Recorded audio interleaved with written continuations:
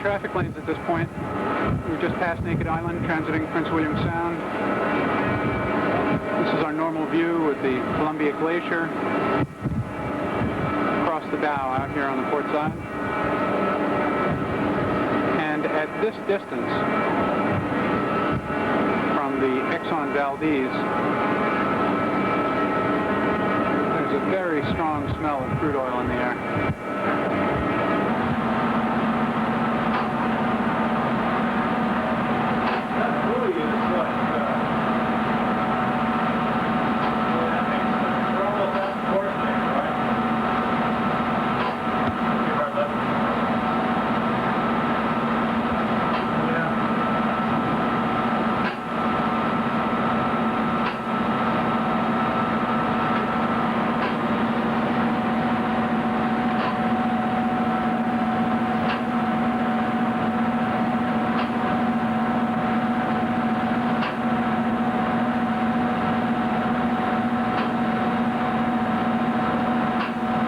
Checking us out as we approach the Valdez. We're on a hold right now, waiting for a tug to come out from the port to assist.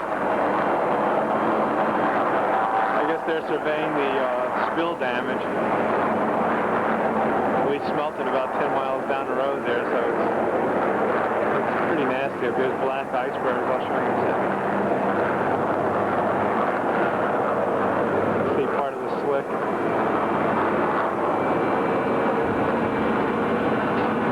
Valdez, part of ground on the north side of the reef, which is opposite us right now. We're going to have to go around it to get to it. Boat standing by. I don't know if you can pick up any of these icebergs with the oil on them, but there's some right there. I say we're just standing by now, waiting for the tugboats prior to going alongside the Valdez.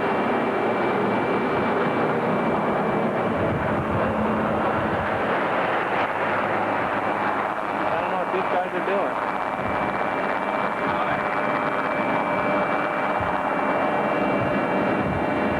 Look over the side.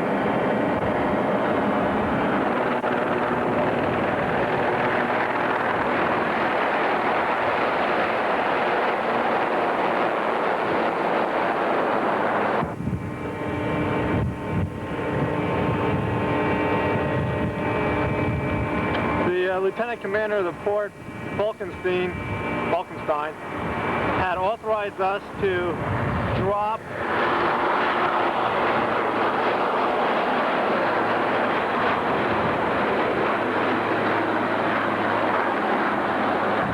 our dirty ballast, and the result is putting oil over the side, but of course that's his decision, not mine. They got to maximize the cargo.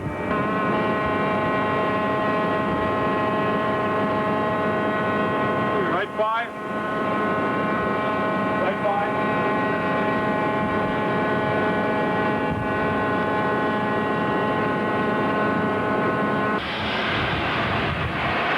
This is the Exxon Baton Rouge pumping dirty ballast over the side in order to be able to take cargo from the Valdez.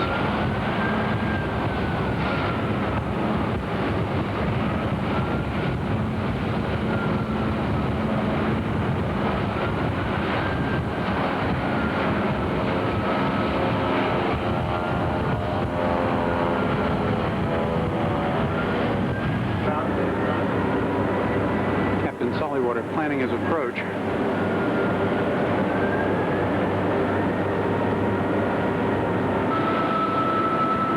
We've been looking out with binoculars. This is the first piece of ice we've seen really confirmed had oil on it.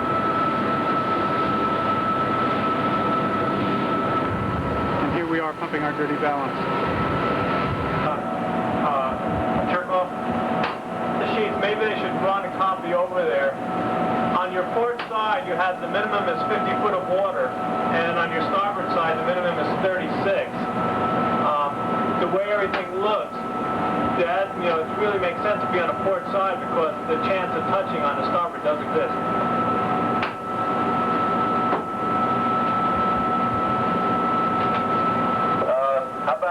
How far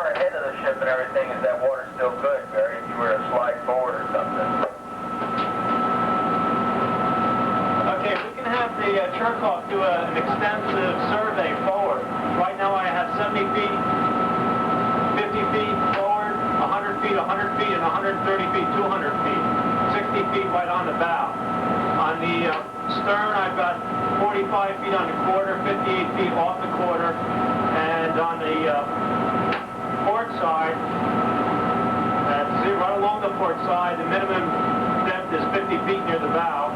50 feet off, minimum depth is 50 feet near the bow. 100 feet off, it's 50 feet about to port. 200 feet off, I've got 55 feet even with the bow. It appears the shallow water is under the hull and on your starboard side, and on the port side, I have no problem at 200 feet plus. And if the jerk-off can make a pass parallel to the port side, so when I do disengage from you, I'll go straight out, and if the water looks good straight out, I mean, I see no problem doing this.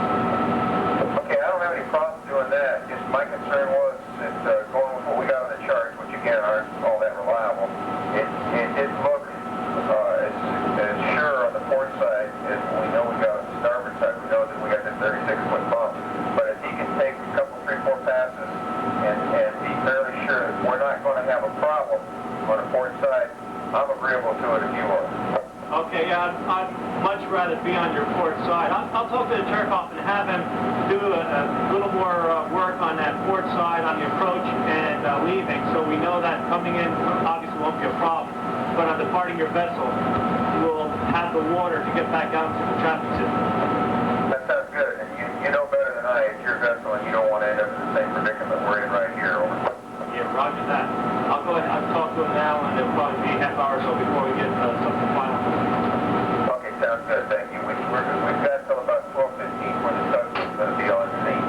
Okay, great.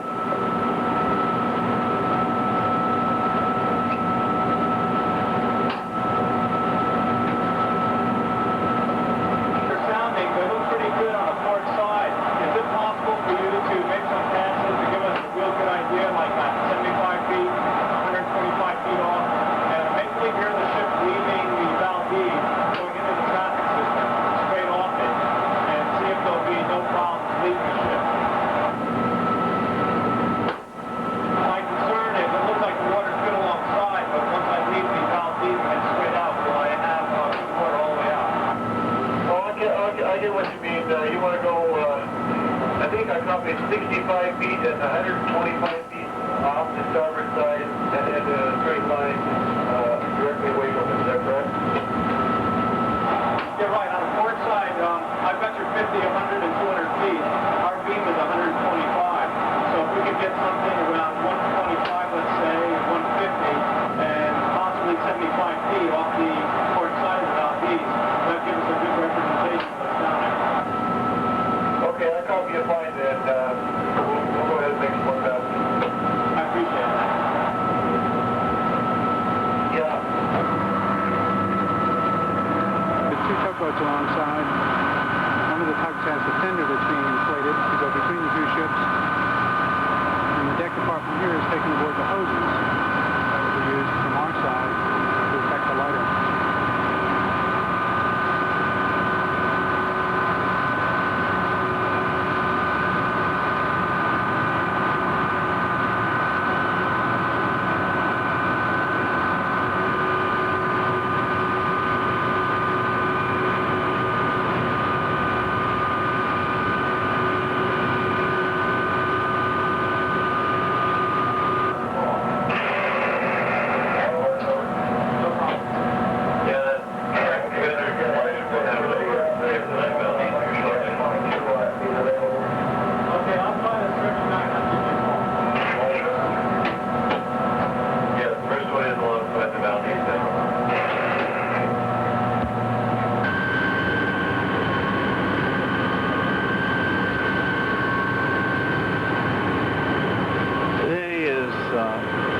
March 24th, 1989, approximately 15:10 hours, Prince William Sound, Bly Reef.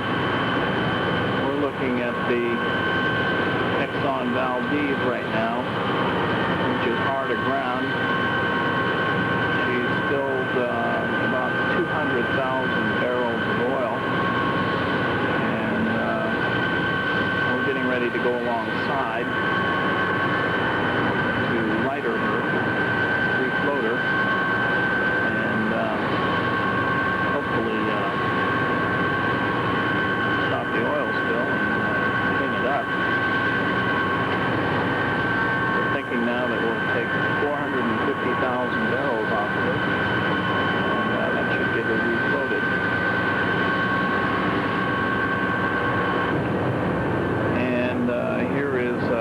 and Saliwata.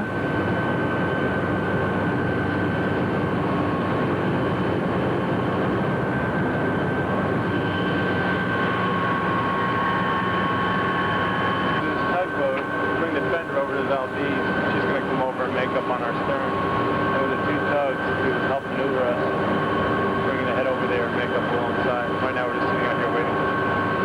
What time do you expect us to be alongside, Captain?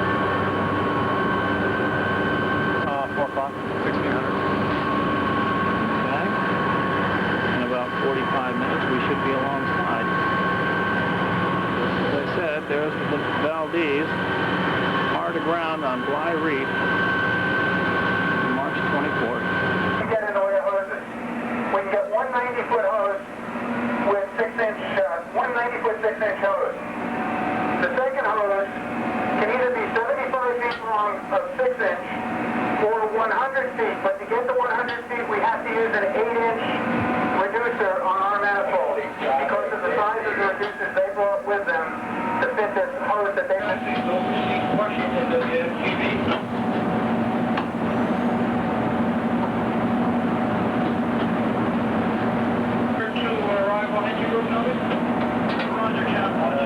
Okay, I'll tell Bridge to get him up there.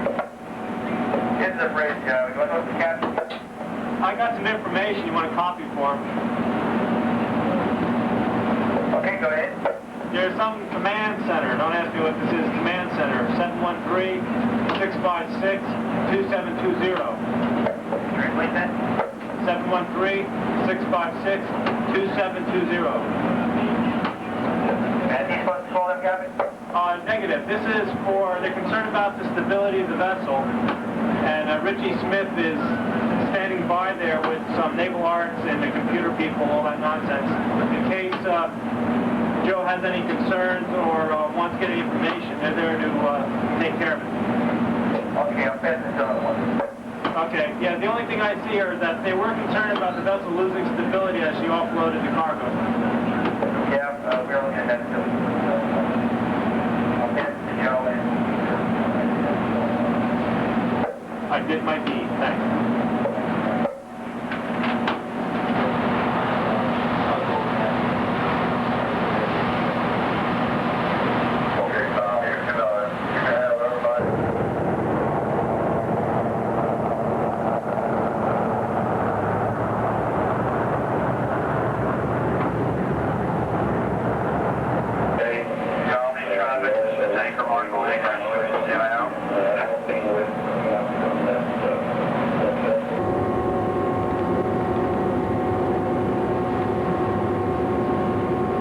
As we understand it now, the Valdez was maneuvering to avoid icebergs like these when she went aground.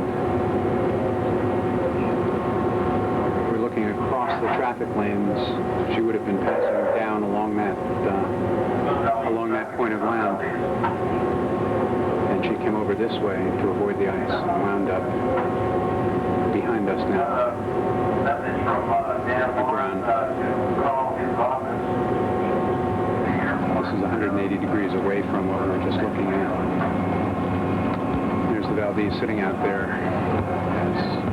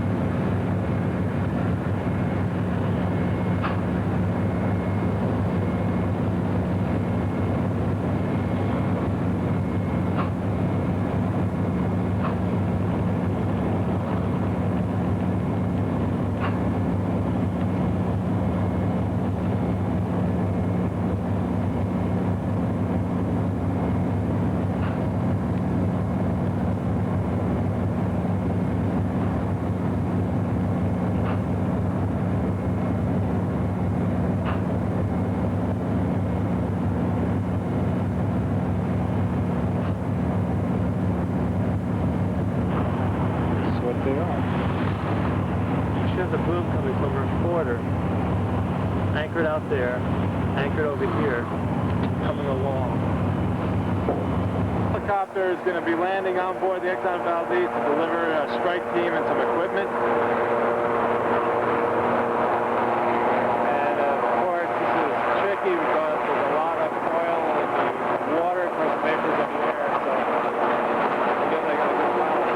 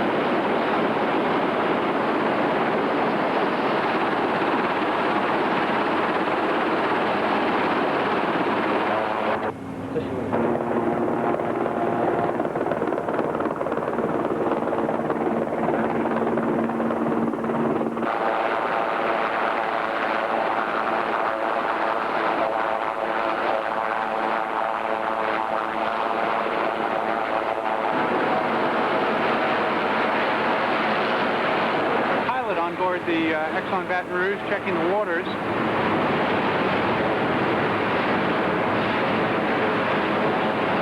Delivered by that Coast Guard helicopter. Are down on the deck of the Valdez now, conferring with the chief engineer and the chief mate.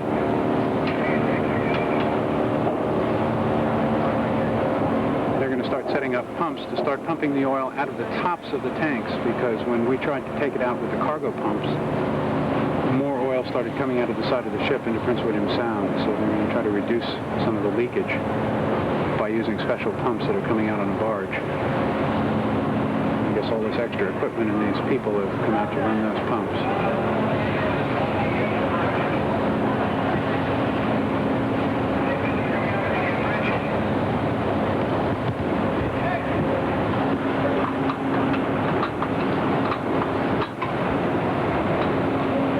At this point, it's about 3 o'clock in the afternoon of the second day, the day after the ship had gone aground.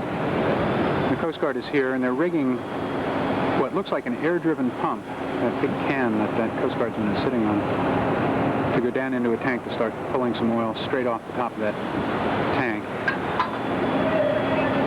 So the air hoses they've rigged, and then some flexible 6-inch hose.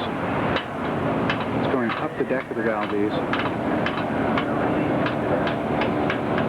They're manifold, and it looks like we're going to connect that flexible hose into some of our rigid hose to come across the rail into Baton Rouge.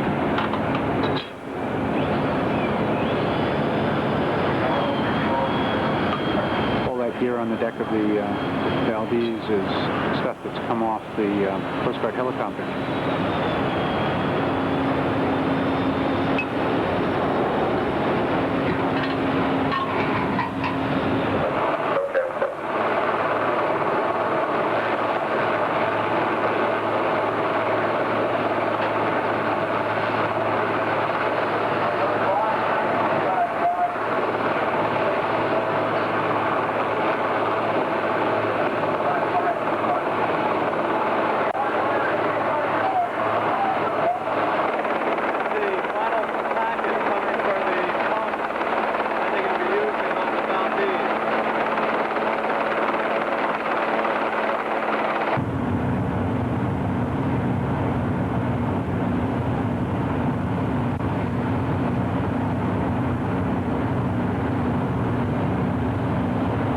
Filmed on March 26th at about 5:30 in the morning. It's about 55 hours since the Valdez went aground, and we started transferring oil from her about 6 hours ago using 2 of the super hydraulic pumps that the Coast Guard brought on board by helicopter. We're doing about 2,000 barrels an hour with those 2 pumps. To do 300,000 barrels in total. The rate should pick up as soon as 4 more get online.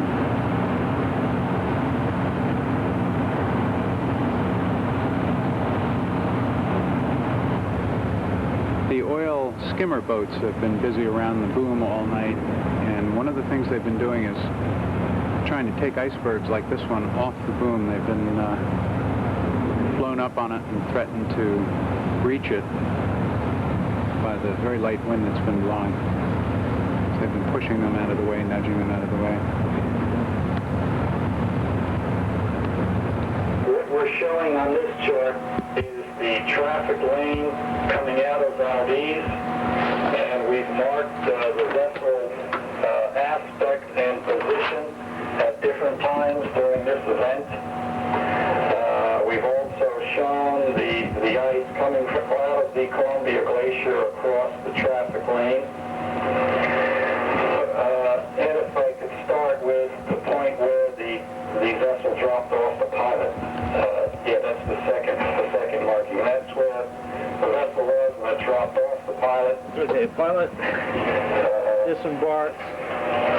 Then proceeded along the outbound lane. It requested permission to move from the outbound lane across through the easternmost edge of the traffic lane in order to avoid the ice flows that were coming across the lane off of the Columbia Glacier. The vessel at that point was heading at a due south course of 180, and the plan was to move to the eastern edge of the traffic lane and then return to a course of 220 heading down the eastern edge of the traffic lane. The vessel proceeded to maneuver around the ice flow at some point where as pointer is that vessel position just above that end. At about that point, we believe that the mate realized that he needed to get back into the traffic lane, and he then began a sharp turn to the west. The vessel was, of course, a vessel tends to slide around the turn, and the southern motion of the vessel continued as the vessel's heading moved from due south to due west. And the vessel came to rest at a point, if you take the center of the vessel itself, it's about 1.1 miles to the east of the traffic lane, in a heading of 280, which is just about due west. And that's where she's resting on the reef. Not the center of the traffic lane. It's fudging it.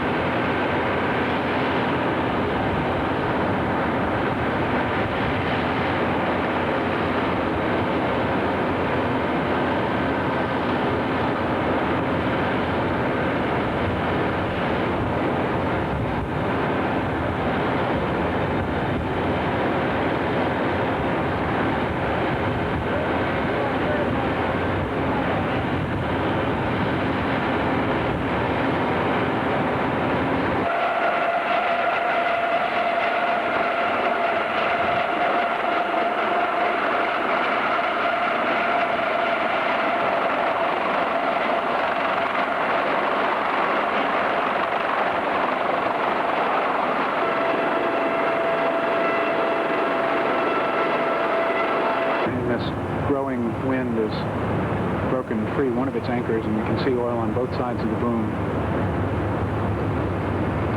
We can see the oil inside the boom here, and then little wavelets are putting it over the boom and out into the open waters of the Sound. The Valdez says that she's not leaking anymore, so this is a relatively small amount of oil next to the ships.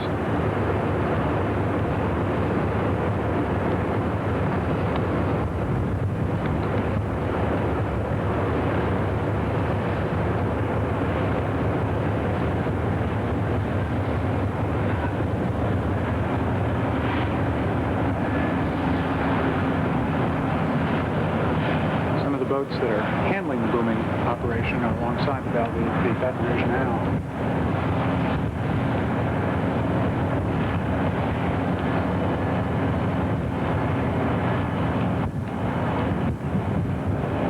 A small tugboat with absorbent material. One of the local fishing boats that's pressed into service. And a small section of boom that they're using to try to patch the break in the boom now.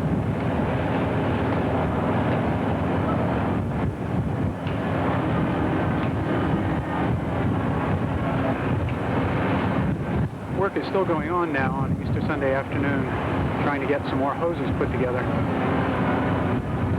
Equipment's being transferred between the two ships. We still have only two 6-inch hoses pumping oil from the Valdez over to the Baton Rouge. They're trying to get 2 more in operation now. One of the small fishing boats went out to the anchored tankers about 12 miles away from here to pick up some extra couplings that go onto these big manifolds in order to facilitate putting in some more hoses.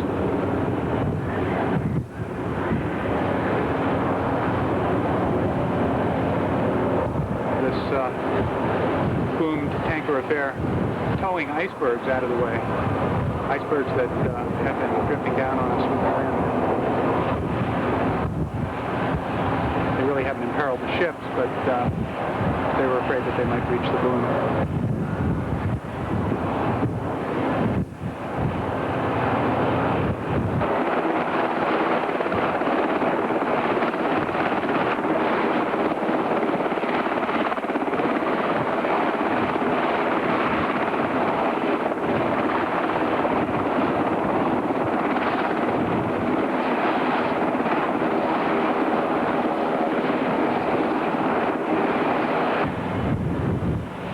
Some of the afternoon's activity around the ships as we continue to pump cargo through the 2 hoses. Since the water is rough alongside the Valdez, the Baton Rouge has been taking all of her supplies on with our cargo cranes and then transferring them across the deck.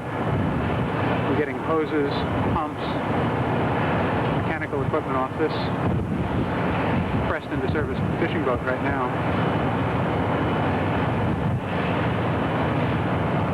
While that's going on there, a little bit farther down our side, there are divers in the water trying to clear a section of boom that's caught in the propeller of this little fishing boat, Northern Girl.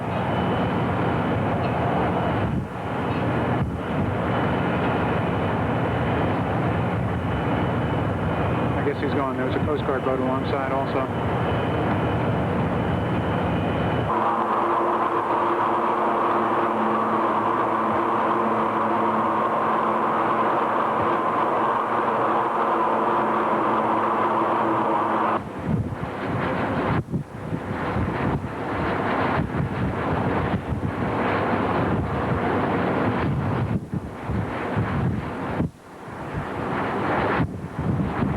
It's 2 o'clock Monday morning, Easter Monday morning, the 27th.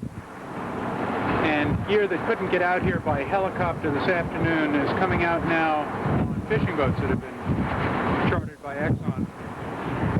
This boat is delivering small supplies and also has 2 great big containers with submersible pumps. The pumps were to have come out by Huey or Sky Crane helicopter this afternoon and couldn't, and so we'll be taking them onto the Exxon Baton Rouge and then transferring them with our cargo cranes onto the Valdez. And the reason for that is that it's blowing 20 miles an hour now out here, and the wind is fresh up against the side of the Valdez. So we can't operate directly onto her. We're having to put these fishing boats in our lee and then move things across our deck and over onto her deck.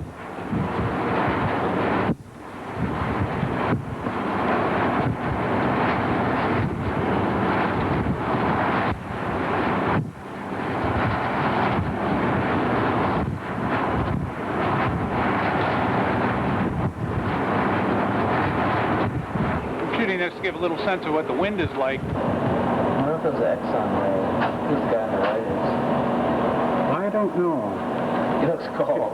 Here it is Monday morning. It's blowing 35 or 40 knots out there. We're looking across the deck of the Valdez into the direction of the wind. People down there putting together hoses for some of these more submersible pumps that we brought aboard last night.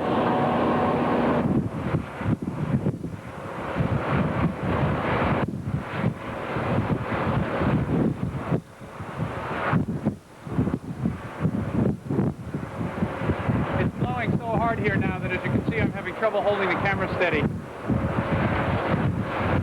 45 mile an hour gusts. It's noon on the 27th. The Port of Valdez has been closed to small boat traffic. No small boats are coming out to supply us. No helicopters, no aircraft operations at all today. But we had 3 pumps running, and at last report we had 100,000 barrels off the Valdez. That's a tenth of what they think she had on her, finally.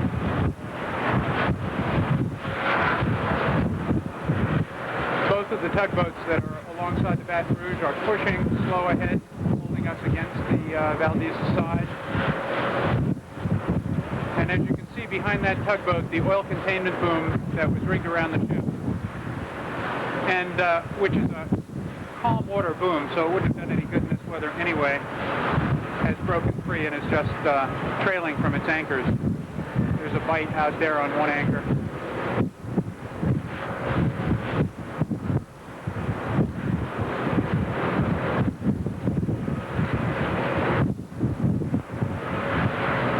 So while operations alongside the vessels have slowed down some, the pumping keeps going.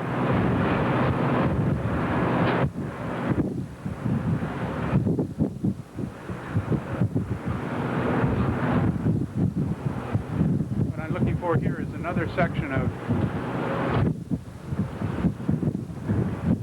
boom material that had broken away.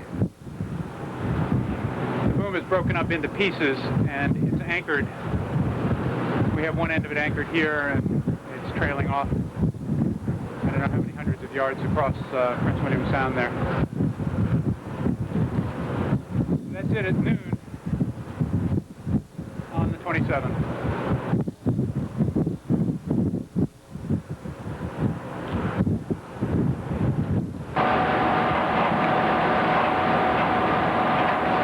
To do in this short segment is show all of the chart of Prince William Sound with the traffic lanes from the entrance at Cape Hinchinbrook, which is down on the lower end of the chart,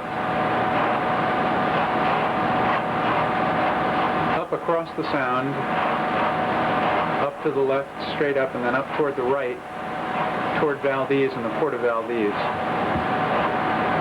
We have another chart that's a bit more detailed that we'll go through after this one, but a tanker comes into the Sound here at Cape Hinchinbrook, transits up the traffic lanes, and this is where this oil slick is right now, past Smith Island on the left, turns and goes past Naked Island on the left, comes up and turns again,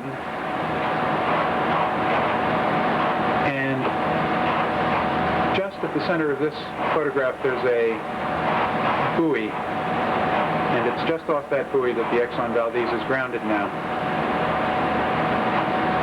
The iceberg that she was trying to avoid came from the Columbia Glacier, which is right across the traffic lanes and around the corner from where both these tankers are right now.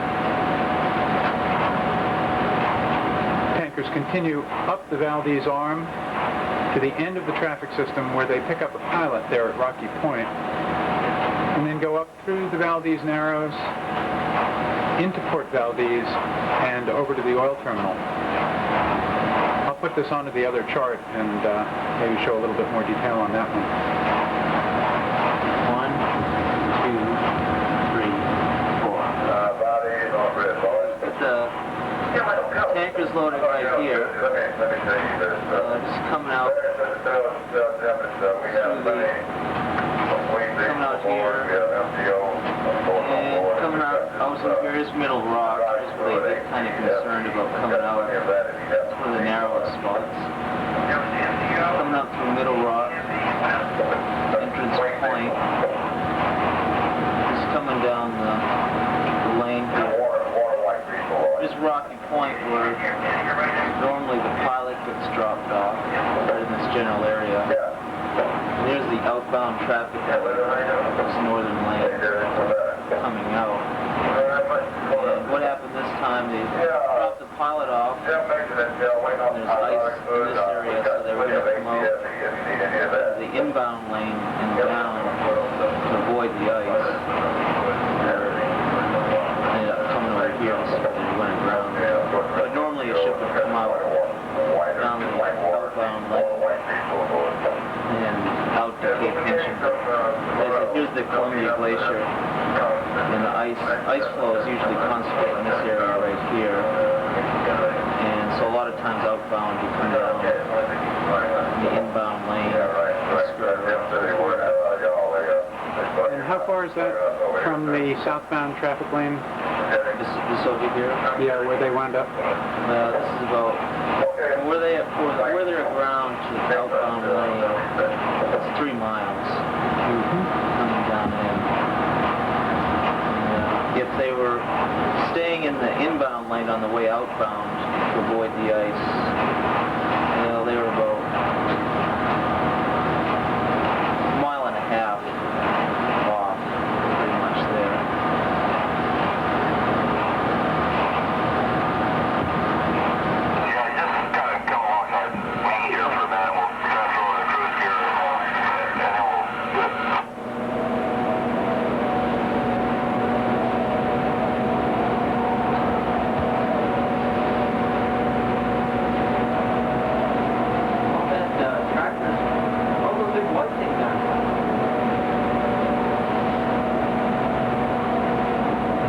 Landing craft Palenka B, bringing some supplies in.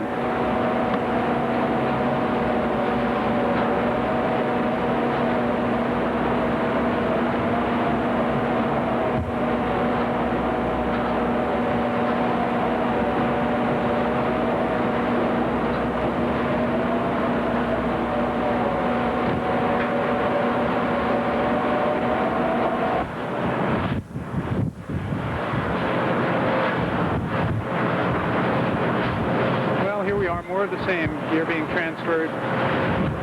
Wind is down a little bit, but still blowing pretty good.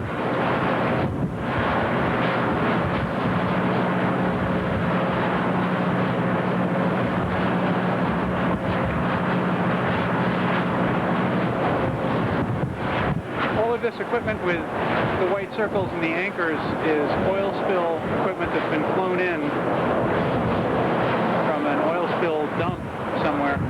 Maybe up in Anchorage, maybe on the West Coast.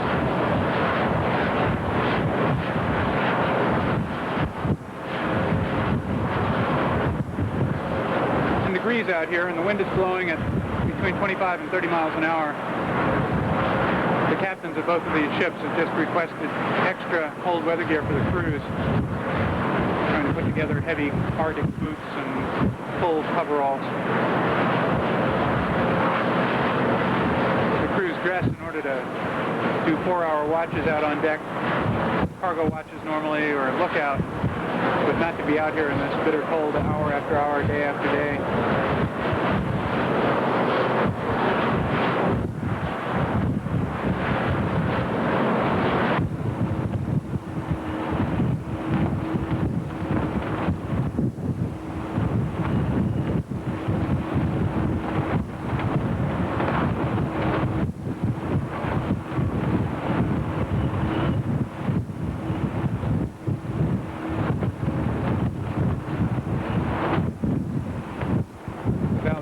steady as a rock in this wind.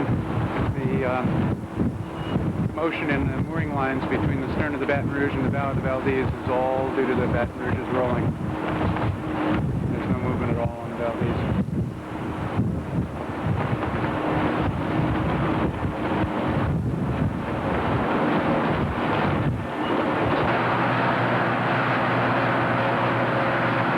Here it is, another morning, and from this perspective everything looks just about the same, although in fact we're now taking about 7,000 barrels an hour of the Valdez oil, and we're figuring that in about 50 hours we'll have a full load. By then they'll have determined what they're going to do with us and what ship will come in here next.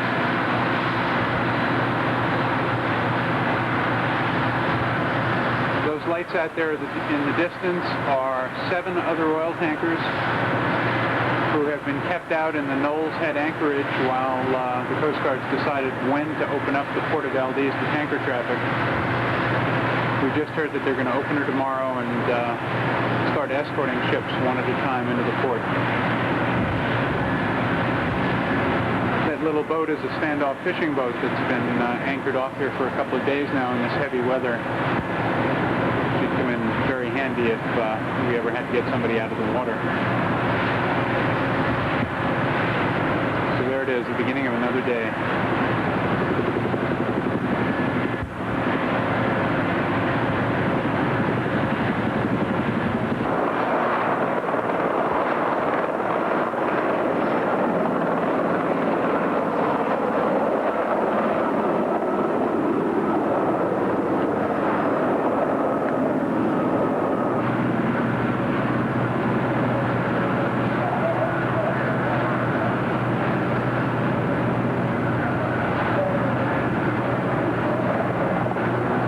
First of these big sky cranes that we've seen, and it's an Army chopper, and we don't have any communication with him, so we don't know where he's going with those boxes.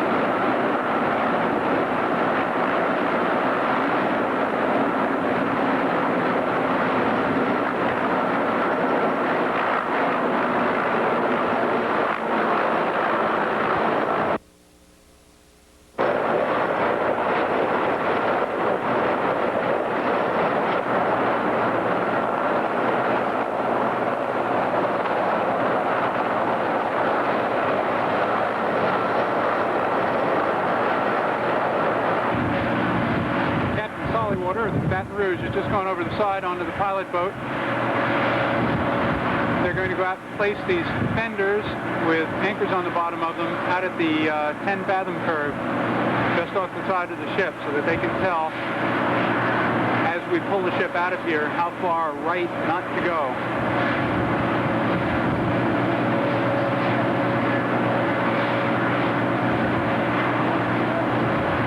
Pilot boat Chirikoff out there. Captain Sollywater's on board, and they've got a bunch of buoys with anchors. And what they're doing is running soundings.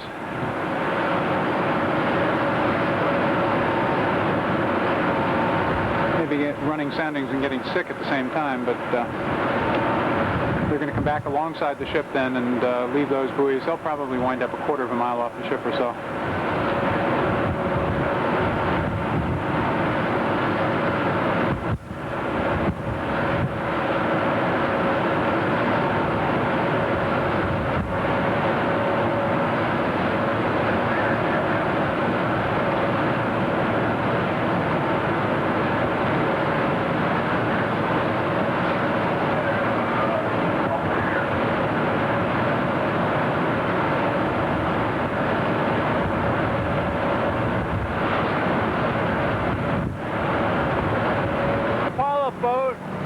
going to make a little cruise around to show you what the two ships look just sitting here.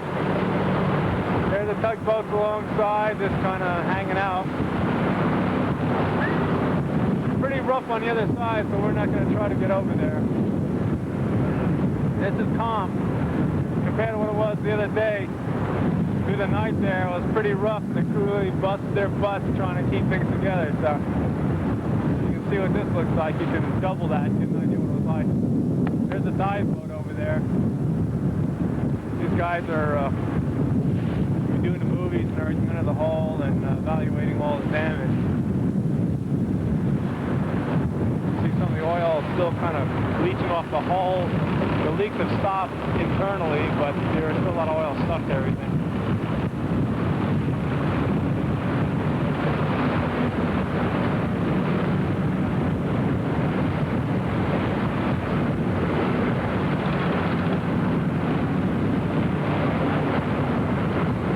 That is the Baton Rouge you're looking at, obviously, and there's the Valdez. Got the plane coming up on the right side.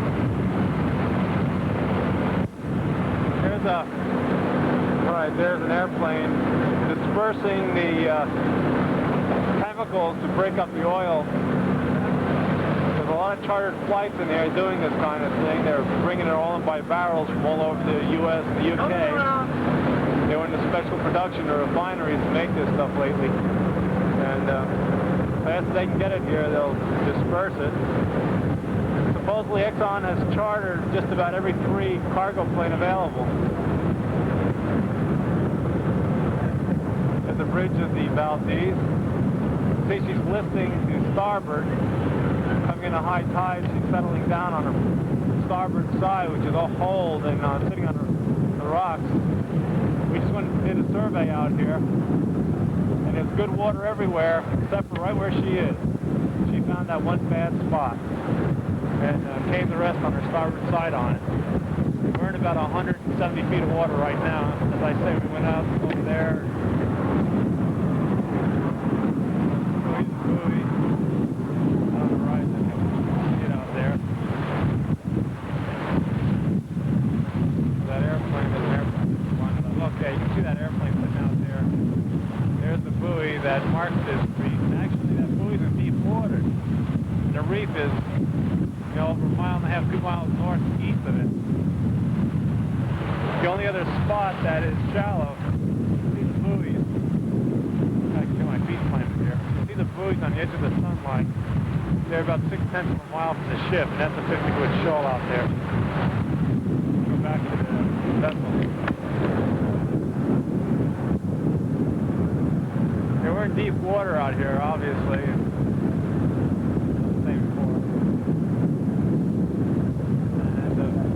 Baton Rouge has got at least 60 feet of water.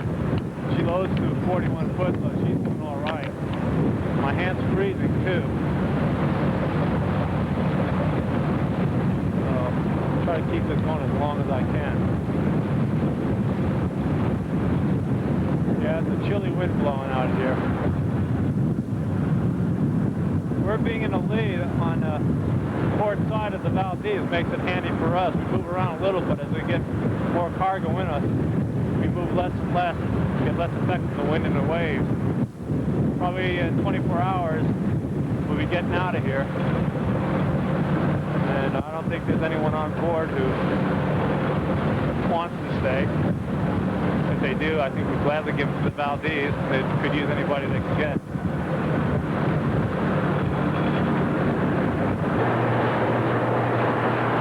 The boom has gone from around these ships in the heavy weather. A plane spraying dispersant has been flying past us.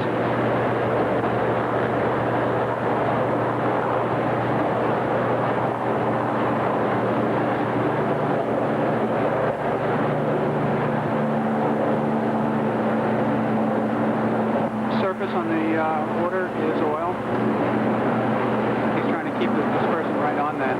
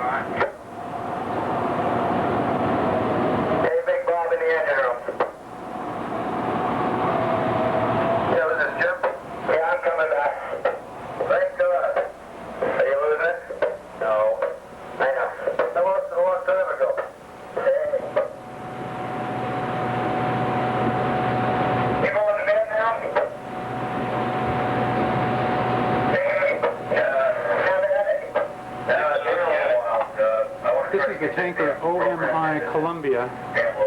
She's the second ship coming in now since the port has been partially open to tanker traffic. They're trying to get some ships in order to get some of the crude oil out of the tanks at the Valdez terminal so they don't have to shut down the pipeline entirely.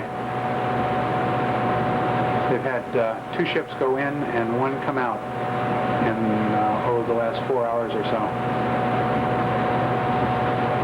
The OMI Columbia is in the northbound traffic lane. When she passes astern of these 2 tankers, she'll be about 1.5 miles from Bly Reef, the place that we're around now.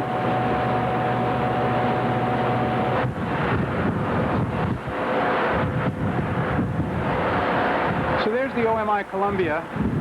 She's actually in the northbound traffic lane, just going past us here.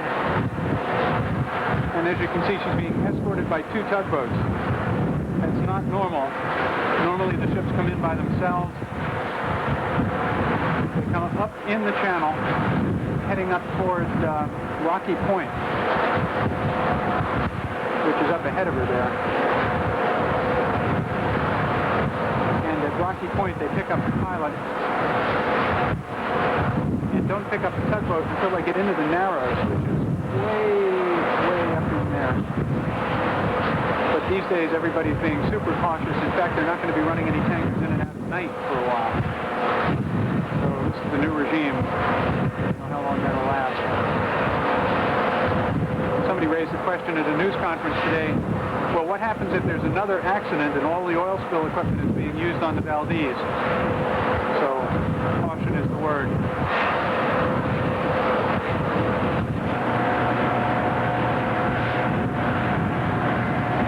At the same time that the OMI Columbia is going by in the channel, a dive boat has come alongside the Exxon Baton Rouge.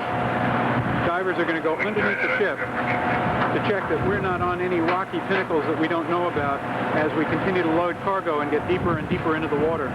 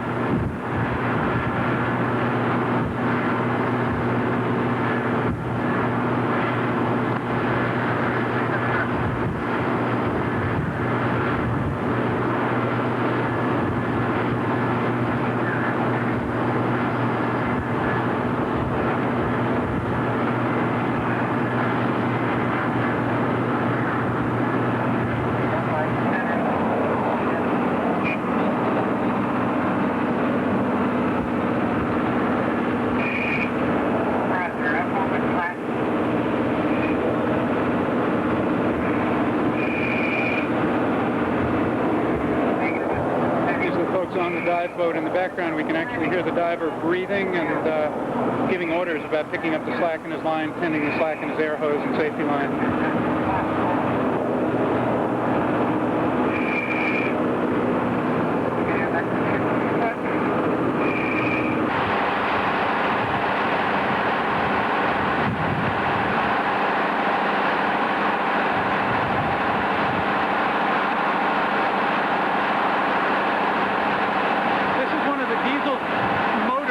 Driving the hydraulic units, that's driving the pumps, pumping the oil out of the Exxon Valdez. Some of these were brought in by helicopter and others have been loaded off boats and across the deck of the Exxon Baton Rouge over here onto the Valdez. The hydraulic pump is on the forward end and it drives hydraulic fluid down these hoses and over to the pumps themselves.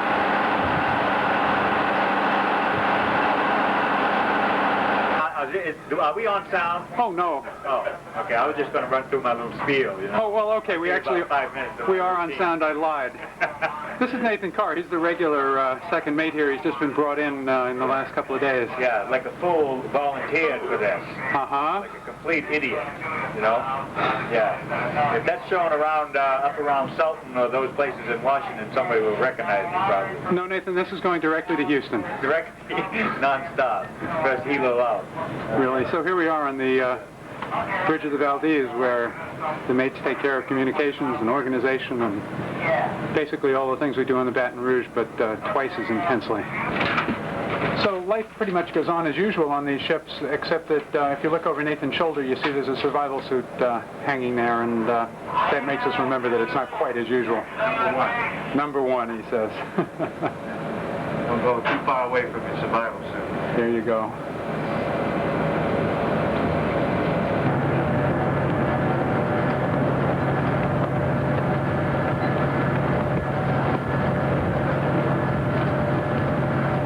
There's a sight you never want to see. Those 3 round balls mean there's a ship aground.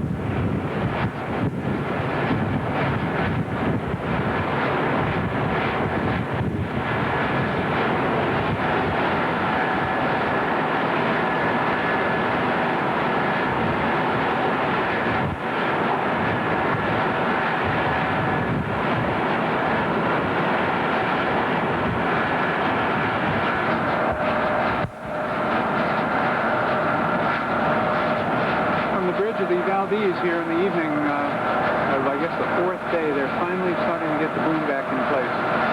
The weather's down enough to let them try to close it up again. There has been some light oil leaking out of the ships, maybe just coming off the hulls. You can see the streaks of it in the water. It's not very heavy, and it's being blown down into Prince William Sound. There's Naked Island there in the distance, which has been mentioned on the news a lot because that's the direction the slip went.